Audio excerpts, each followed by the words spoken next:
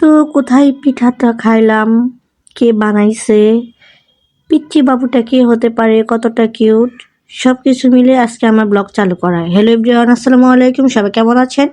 অনেকদিন পর একটা ব্লগ ভিডিও চালু করলাম। তো সেদিন ছিল প্রচণ্ড জ্বর, গলা ব্যথা আর ঠান্ডা লাগছে, এই জন্য একটু অ্যান্টিবায়োটিক ট্যাবলেট নিয়ে আসি, যেহেতু সামনে একটা বিয়ে ছিল এই জন্য আমি ওইটা করে নিয়েছিলাম। আর এই তো দেখেন বিয়েতে যাব বলে একটু হাতে মেহেদি দিয়েছি, জানি না কেমন হয়েছে, অনেকদিন পর মেহেদিটা হাতে দেওয়া হয়েছে। আমি সবসময় একটু কাবেরি মেহেদি ব্যবহার করি, আর মেহেদি দিতে যে আমার কতটা প্রবলেম হয়েছে একমাত্র সেটা আমি ভালো জানি। তো যাই হোক, পরের দিনের ভিডিও এটা হচ্ছে দুপুরবেলা আমি রান্না করতেছি। দেখেন রান্নাঘরের কি অবস্থা। যেহেতু ফুপুর বাসায় যাবো, সামনে ফুফাতো ভাইয়ের বিয়ে এবং রিসেপশন, তো আমি সব কিছু রান্না করতেছি। এখানে শুটকি মাছ রান্না করতেছিলাম আর মাছ রান্না করতেছিলাম, যেহেতু আব্বা এবং ছোটো ভাই বাসায় থাকবে। তো দেখেন কীরকম সবজি দিয়ে এখানে শুটকি মাছ রান্না করছি, অনেক মজা হয়েছে। আর আমি সবসময় ঝাল ঝাল শুটকি মাছ তরকারিটা সবচেয়ে বেশি পছন্দ করি। যাই হোক, এখানে শুটকি মাছটা আমি রান্না করে নিচ্ছিলাম। কালার দেখে তো বুঝতে পারতেছেন যে কতটা টেস্ট হয়েছে। হ্যাঁ, আলহামদুলিল্লাহ অনেক টেস্ট হয়েছে, সবাই খেয়েও বলছে যে অনেক ভালো হয়েছে।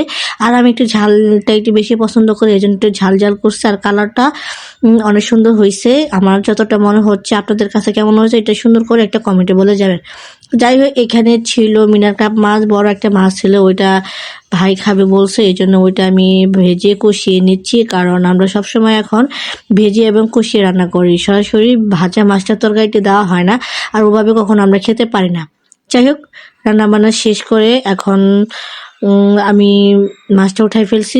শেষ হয় নাই, আমি কষানো মাছটা উঠাই ফেলছি। তো উঠানোর পর দেখেন এখানে আমি সবজি দিব, সবজিও দিয়ে দিছি অলরেডি। এখানে কফি, আলু এবং বেগুন দিয়ে সবজিটা রান্না করব।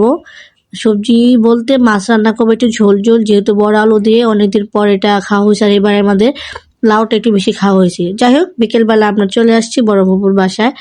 তো দেখেন বাবু কিভাবে নড়াচড়া করতেছে, এটা হচ্ছে আমার ফুফাতো বোনের ছোট ছেলে, কিউট নাজিব বাবু। সবাই বাবুটার জন্য দোয়া করবেন, আর ওর জন্য অনেক দোয়া এবং ভালোবাসা রইল। তো রাত্রে এখানে আমরা খেয়ে নিচ্ছি শুটকি মাছ তরকারি, শাক ভাজি।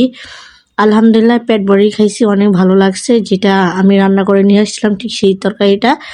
তো খাওয়ার পর পরের দিন সকালে এই ভিডিওটা নিছি। তো দেখেন এখানে তেলি পিঠা বানাচ্ছে, এটা হচ্ছে আমার ফুপুর বাসায় থাকে, টুকিটাকি একটু কাজ করে, সাথে আমার মা বসেছিল।